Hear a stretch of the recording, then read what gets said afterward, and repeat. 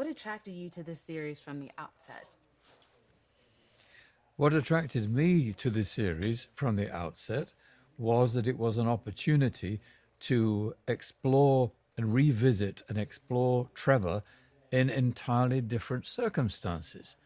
To explore him free from drugs, to explore him free from criminals, to explore him out of prison, and to explore him pursuing what he has always wanted to do since he was a child, acting. What attracted me to this project was the chance to work with Destin. I just really, I really respect him as a person. I respect him as an artist.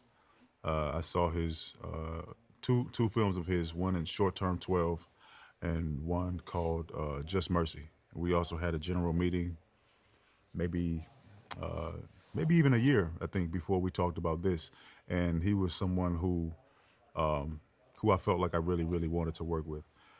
It was also at a time where I was more than the material. I was just looking for a good experience, and I felt like a good experience would include the material, but it would also include the people who were invited to come out and play. And that's what I told him that I was looking for. I said, I just really want to have a good time. I want a good experience, and he delivered. He definitely delivered. Um, this is a very meta yet quintessential story, both about Hollywood, told through a Marvel lens. Did anything about this story or your characters resonate with you personally? You ask about the personal resonance because of its location, but I think its location is the box in which we play.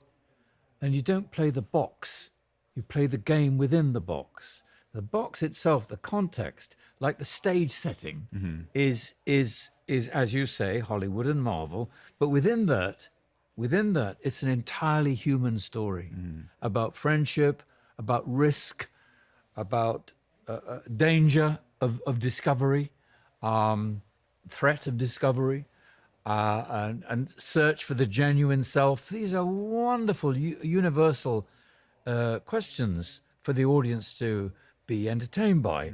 But the box, the stage setting, is, just as you say, Marvel and Hollywood.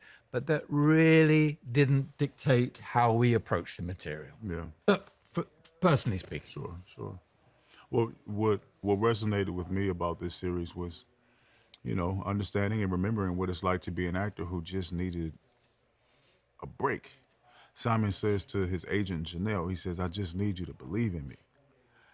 That was actually a line that I asked if I could say that, if I could just put that in, because I knew that's all that Simon really needed in that moment was just somebody to just believe in me.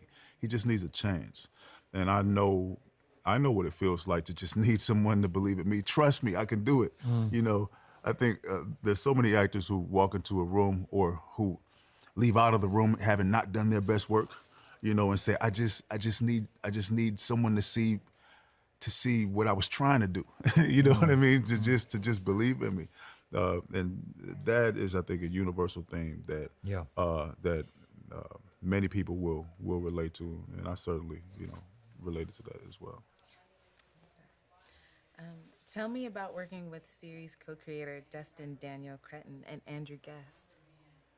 Working with Daniel Destin Creton, I had worked with him before on Shang-Chi, and Andrew Guest I met for the first time. They were immensely protective of their cast, of the genre, and of actually, genre is the wrong word because this defies genre, but of the material, and really anxious to give us a wonderful place to stand from which to jump and take risks within the story, within the narrative. So they were always guiding us. Your famous phrase every morning, "What's the story?" And we followed the story under their affectionate, skilled guidance. Wonderful to work with them. Yeah. I had a fantastic experience working with Destin and Andrew. I call him AG. This felt like it was like a home team project. You know, everybody cares. Everybody's talented. We know that already. So now let's go and just make something that we all like, and let's do our best job at that, and let's get home safely, and let's come back and let's do it again tomorrow. That's what it felt like making this. And when work feels like that, then it doesn't always feel like No, work. it doesn't. It's wonderful. Beautiful. Yeah, yeah. You're also no stranger to superhero stories, but Simon Williams is a very, very different character from Black Manta and Dr. Manhattan. Can you tell me about your approach in playing Simon? Yeah, well, I was fortunate enough to have, stepped into the heroic spaces, and a lot of my previous work. Actually, what was different about this and what was a pleasure about this is that I was able to treat Simon like just a guy, with a dream, and a guy whose superpowers, or who lived with this. I treated it like a disability, like a big secret, So I was able to treat it like anxiety. I was able to treat his enhancedness as like something that he was, like a big shameful secret, you know, and that's human. I didn't have to play it in a supernatural way. I was able to identify something human and to lean into it that way. So it was really a treat. I mean, I really got like the best of both worlds with this thing, because I got to do something, on the scale of a Marvel project, but I also got to do it, differently. I also got to do it in something that, in a way that felt grounded. And I'm careful to make that to make the differentiation, because I don't want to imply that those opportunities don't exist elsewhere in the Marvel world. But we really, I really got the chance to hone into to this character's humanness, aside from there being anything spectacular about him that sort of leans to the side of anything supernatural. So that was really a gift. Nice. Thank you. Sir Ben, this is the fourth Marvel property that your character Trevor appears in, but it's the first time we really get to know this character on a deeper level. What was it like revisiting Trevor, and did anything about him surprise you this time around?